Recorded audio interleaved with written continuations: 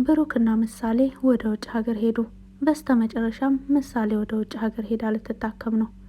ብሩክም በጣም ደስተኛ ነው። ይሁን እንጂ ማህሌት ምንም ነገር አድርጋ ይህን ሕክምና እንድታስቀር መሞከሯ ስለማይቀር ኤርፖርት ላይ በተለይ ብዙ ወረቀቶችን አስገብቶ ነበር። ለዛም ነው ማህሌት እስከ ኤርፖርት ድረስ ሄዳ የብሩክንና የምሳሌን ጉዞ ለመሰረዝ ብትሞክርም ፈጽሞ አልቻለችም። ለመሆኑ እንዴት ብሎ ነው ይሄን ነገር ቀድሞ ሊያውቅ የቻለው ብሩክ የሚለውን ይዤላችሁ ነው የመጣሁት። ሰላም ሰላም፣ ውድና የተከበራችሁ የዜድ ሀበሻ ቤተሰቦች ለቻናሉ አዲስ ከሆናችሁ ሰብስክራይብ በማድረግ እንደዚሁም ቪዲዮውን በላይክ መጀመር አትርሱ። ምሳሌ ድራማ ቀጣይ ፓርት ይዤላችሁ ነው የመጣሁት። እስከ መጨረሻው ድረስ አብራችሁ ለመቆየት ሞክሩ። ማህሌት እንደሚታወቀው ምሳሌ ወደ ውጭ ሀገር ሄዳ እንድትታከም ፈጽሞ አትፈልግም። ይህ ማለት የብሩክ ገንዘብ እንዲመለስለት ነው የምትፈልገው። ከብሩክ ጋር አብሮ ለመኖር ግዴታ ገንዘቡ ያስፈልጋታል። ወደ ውጭ የሚሄድ ከሆነ ደግሞ ምሳሌም ትድናለች፣ ገንዘብም ላይኖራቸው ይችላል የሚል ግምት አላት። ይህን ለማድረግ ደግሞ እስካሁን ፓርቶችንም አይተናል።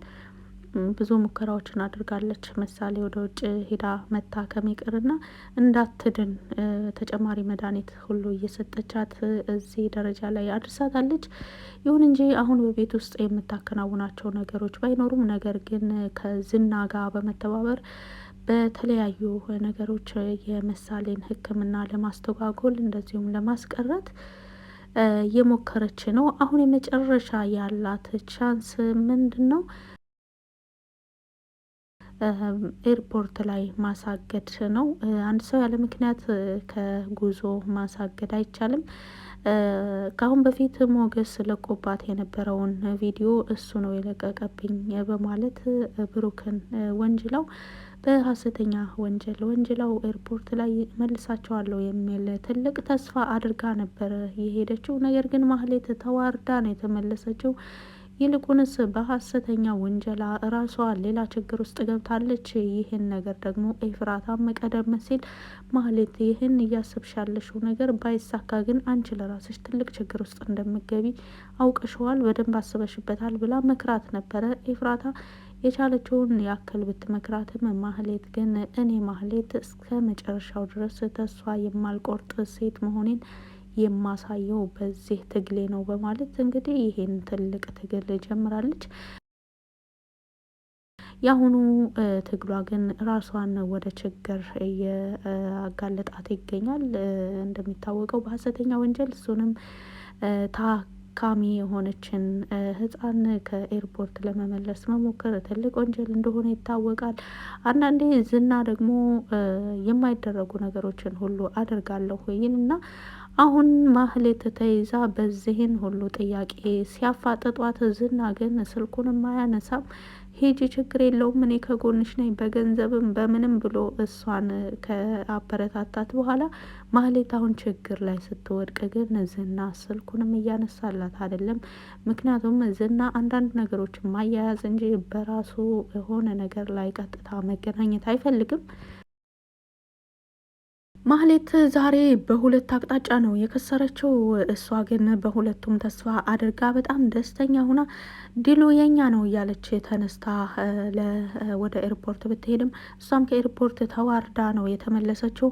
በሌላ መልኩ ደግሞ ሞገስን እንዲያግተው የታዘዘው ሰው ራሱ ሌላ ችግር ውስጥ ገብቶ ወደ እሷ እየደወለ ነበረ።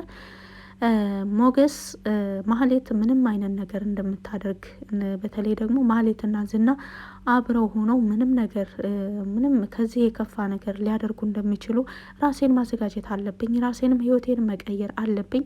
ካሁን በኋላ በምንም እየተበሳጨው ራሴን መጣል የለብኝም።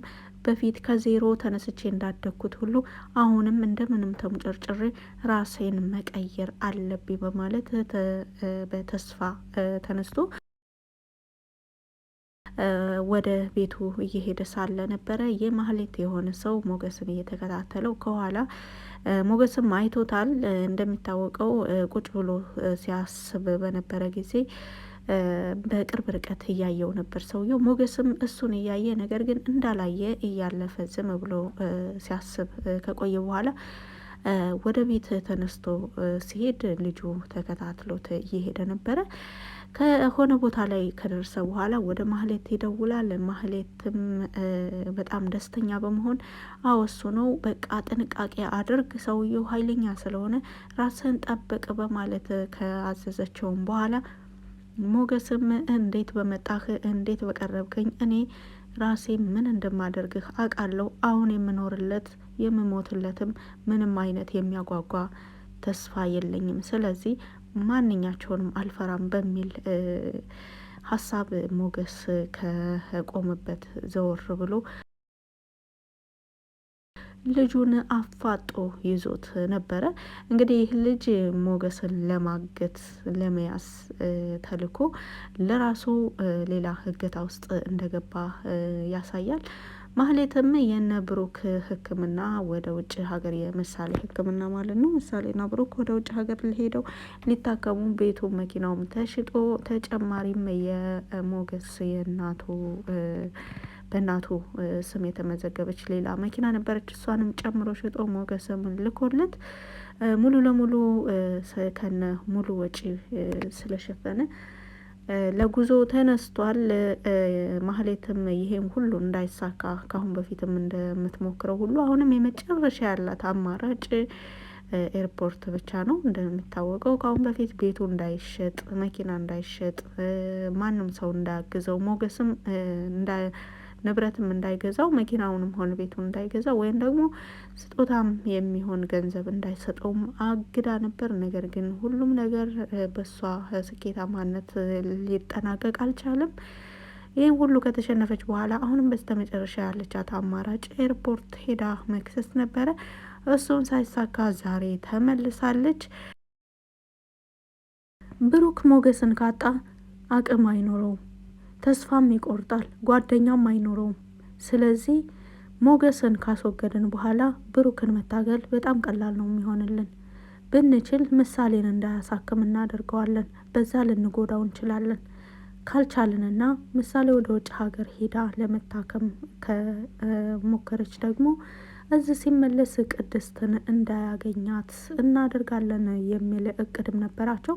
አሁን ግን ዝና ለማህሌት እየሰጣት ያለው ተስፋ ዝም ብሎ ተራ ተስፋ እንደሆነ ካሁኑ ላይ አይታለች። ምክንያቱም ኤርፖርት ላይ ይህን ሁሉ ጥያቄ ሲያፋጥጧትና ተዋርዳ ስትመለስ በተደጋጋሚ ስልክ ለዝና እየደወለችለት ነበረ።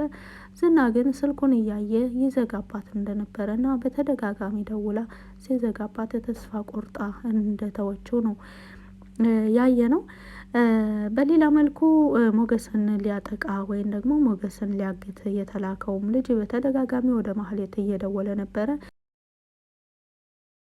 በዛሬው ፓርት ላይ ሞገስ በጣም ትልቅ የሆነ ለውጥ አሳይቷል። ከሱስም ሙሉ ለሙሉ ለመውጣት ወስኗል። እንደዚሁም ደግሞ የሚያሳድዱትን ሰዎች የእጃቸውን ለመስጠት ዝግጁ እንደሆነና ከአሁን በኋላ በማንኛውም ነገር መስዋዕት ከፍሎ የታገደበትን ገንዘብና ንብረት ብቻ ሳይሆን ከዛም በላይ ማፍራት እንደሚችል፣ ከዛም በላይ ማደግ እንደሚችል፣ በፊትም ከዜሮ ተነስቶ እንዳደገው ሁሉ አሁንም ከዜሮ ተነስቶ ግዙፍ የባለ ሀብት መሆን እንደሚችል በራሱ አሳምኖ የተነሳ ሰው ስለሆነ እነ ማህሌት እንደዚሁም ዝናን የመሰሉ ሰዎች ሞገስን ሊያቆሙት አይችሉም። ምክንያቱም ሞገስ ከብዙ ስብራት በኋላ ነው አሁን እንደ አዲስ ለመቆም እየሞከረ ያለው።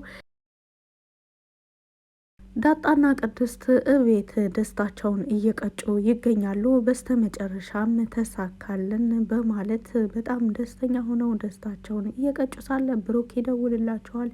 ከዛም በኋላ ራሳቸውን ጠብቁ፣ ከጥቂት ጊዜ በኋላ ምሳሌን ሲሻላት እንመጣለን በማለትም ደውሎላቸው ነበረ። የቅድስትና የዳጣ ደስታ ወደር የለውም። ብሩክም በዚህ ነገር ላይ በጣም ደስተኛ ነው። ለረዥም ጊዜ ሲጠብቀው የነበረው ቀን ስለደረሰ እንደዚሁም ለዚህ ቀን በመድረሱ ፈጣሪውን እያመሰገነ በጣም ደስተኛ ሆኖ ነበረ ወደ ኤርፖርት ውስጥ የገባው። በስተ መጨረሻም ሁሉም ነገር ተሳካ እያለ ደስተኛ ሆኖ ነው እዚህ ጋር የሚታየው። በሌላ መልኩ ማህሌትና ዝና እየተቀያየሙ ያሉ ይመስላል።